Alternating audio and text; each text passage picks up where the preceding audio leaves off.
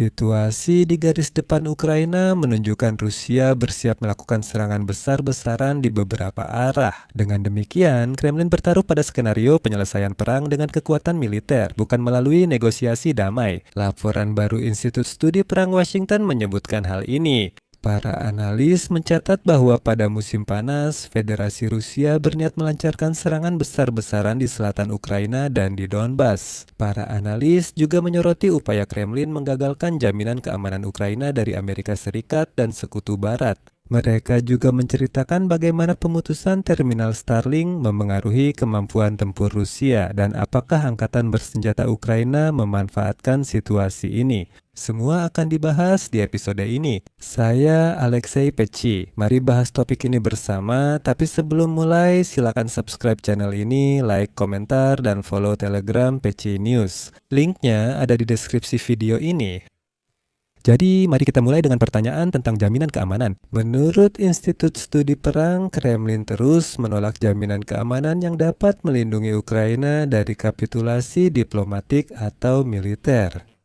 Menteri Luar Negeri Rusia, Sergei Lavrov, pada 6 Februari menegaskan kembali penolakan Kremlin terhadap jaminan keamanan yang diberikan Barat kepada Ukraina. Sekali lagi, Kremlin menegaskan dukungan pada jaminan keamanan yang disepakati Rusia dalam perundingan Istanbul April 2022.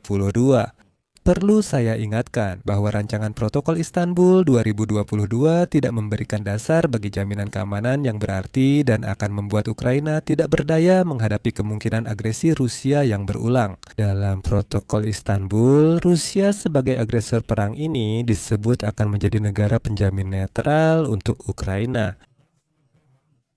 Bahwa Rusia dan Tiongkok akan memiliki hak veto terhadap mekanisme respons terhadap agresi di masa depan di Ukraina. Ukraina wajib mematuhi netralitas penuh, membatasi jumlah dan komposisi angkatan bersenjatanya, serta berjanji tak menerima bantuan militer dari sekutu. Pernyataan Lavrov pada 6 Februari adalah yang terbaru dalam serangkaian pernyataan pejabat tinggi Kremlin yang menunjukkan bahwa Kremlin terus menganggap rancangan perjanjian Istanbul 2024 sebagai dasar untuk setiap penyelesaian damai di masa depan. Juga tidak bersikap keras dan ingin berkompromi soal tuntutannya ke Ukraina maupun NATO. Baik diktator Putin maupun pejabat Kremlin lainnya telah berulang kali menolak usulan Amerika Serikat mengenai rencana perdamaian dan jaminan keamanan. Dan yang penting, mereka menolak setiap permintaan kompromi atas salah satu dari tujuan militer awal mereka. Berdasarkan hal itu, serta menyadari Ukraina tidak akan setuju dengan syarat-syarat tersebut, dilaporkan bahwa komando militer Rusia berencana untuk mengerahkan cadangan strategis mereka yang kemungkinan terbatas untuk serangan yang direncanakan pada musim panas 2026 di wilayah selatan dan timur Ukraina.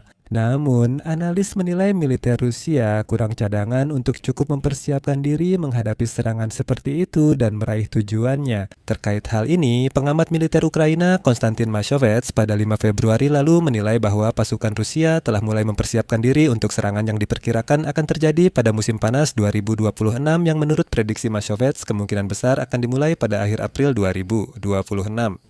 Mashovets memperkirakan bahwa pasukan Rusia kemungkinan akan memusatkan perhatian pada arah Slaviansk-Kramatorsk dan Orekov-Zaporozhye. Mashovets mencatat bahwa pasukan Rusia mengalami kesulitan untuk merebut posisi awal yang diperlukan guna memulai serangan musim panas dalam beberapa bulan mendatang. Menurut Mashovets dari Ukraina, pasukan Rusia terhambat mencapai tujuan taktis di wilayah ini dan gagal bergerak cukup cepat untuk memenuhi tenggat waktu komando militer Rusia. Mashovets menilai bahwa komando militer Rusia tidak ingin menggunakan cadangan strategis mereka yang menurut Mashovets telah berusaha dikumpulkan oleh komando Rusia sejak musim gugur tahun 2025 untuk mempercepat tindakan taktis persiapan ini karena hal itu akan mengurangi penggunaan cadangan yang diperlukan untuk kampanye musim panas nanti. Rencananya terdengar ambisius namun belum bisa direalisasikan. Berikut kutipan dari Institut Studi Perang.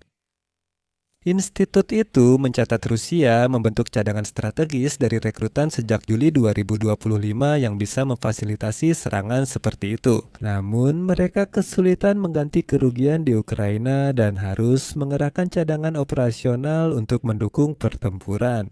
Kemungkinan besar, komando militer Rusia harus memilih antara mengerahkan cadangan strategis yang terbatas sekarang demi persiapan serangan musim panas atau mempertaruhkan cadangan itu nanti di musim panas dari posisi kurang menguntungkan. Para analis menyebut pasukan Rusia sedang menciptakan kondisi untuk operasi ofensif ke Slaviansk, Kramatorsk, dan Orekov Zaporozhye, namun belum meraih keberhasilan signifikan di wilayah itu. Pasukan Rusia melancarkan serangan ke arah Slaviansk dan Guliai-Pole yang terletak di timur Laut Orekhov. Secara khusus terhadap jalur komunikasi darat Ukraina yang memasok posisi garis depan, dengan tujuan menciptakan efek intersepsi di medan perang dan melemahkan pertahanan Ukraina. Namun, sampai sekarang Rusia belum berhasil memanfaatkan persiapan ini untuk meraih keberhasilan operasional signifikan. Menurut analis, pasukan Rusia maju lebih cepat ke Huliaipol pada November 2025 setelah serangan udara berkepanjangan di medan perang. Sejak itu, mereka belum berhasil secara operasional, meski ada laporan Rusia diduga merebut Huliaipol. Pasukan Rusia diduga ingin mengepung pertahanan Ukraina di selatan Orikhiv dari Huliaipol dan bergabung dengan serangan ke Orikhiv untuk maju ke Zaporizhzhia. Mereka gagal memutus jalur pasokan angkatan bersenjata Ukraina. Meski demikian, Institut Studi Perang tetap menulis kutipan. Rencana serangan musim panas Rusia menegaskan tekad Rusia untuk mencapai tujuan militernya, termasuk merebut wilayah Donetsk dan Zaporizhia dengan cara militer jika diperlukan. Pejabat tinggi Kremlin menegaskan akan terus berjuang di medan perang jika tujuan mereka tak tercapai lewat negosiasi. Niat komando militer Rusia untuk melancarkan serangan besar-besaran di musim panas, bahkan jika pasukan Rusia akan kesulitan mencapai tujuan mereka, menunjukkan sama sekali tidak adanya minat dari Kremlin untuk mencari solusi guna mengakhiri perang melalui negosiasi dalam minggu atau bulan mendatang.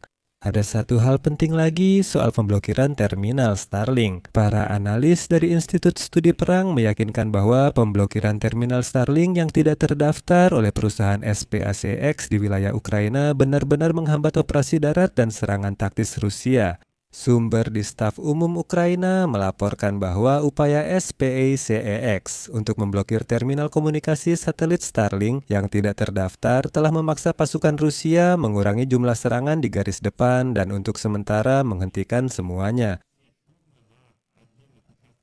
Juru bicara Brigade Ukraina yang beroperasi di arah Zaporizhia melaporkan bahwa pasukan Rusia telah mengurangi jumlah operasi penyerangan dan operasi yang menggunakan drone. Koresponden militer Rusia secara umum menyatakan keprihatinan tentang pemblokiran terminal dengan menyatakan bahwa tidak adanya akses Starlink menghambat operasi militer Rusia dan bahwa pasukan Rusia sedang berusaha membuat versi serupa. Selain itu, beberapa orang dianggap sebagai pengkhianat karena mereka tidak berada di Ukraina.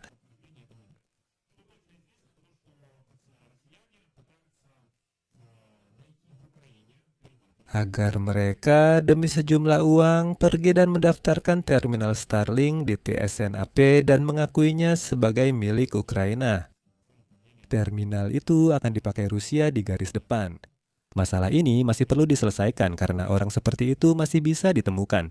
Penting bagi Rusia mengakui bahwa pemblokiran Starlink akan memengaruhi operasi mereka, misalnya di arah Konstantinovka. Namun pesan utama dari Institut Studi Perang adalah bahwa orang Rusia jelas-jelas sedang mempersiapkan serangan baru. Sementara itu, di Washington entah kenapa mereka percaya bahwa Putin sangat menginginkan perdamaian dan siap untuk melakukan negosiasi yang masuk akal. Saya akan berhenti sejenak, tulis pendapat dan kesimpulan di kolom komentar, subscribe channel ini, tekan lonceng, dan beri like. Jika episode ini bermanfaat atau menarik bagi Anda bisa mendukung kerja kami dengan donasi atau berlangganan berbayar melalui tautan dan informasi yang ada di deskripsi video ini. Saya akan sangat berterima kasih atas dukungan apapun dari Anda. Itu saja untuk kali ini, jaga diri Anda, sampai jumpa.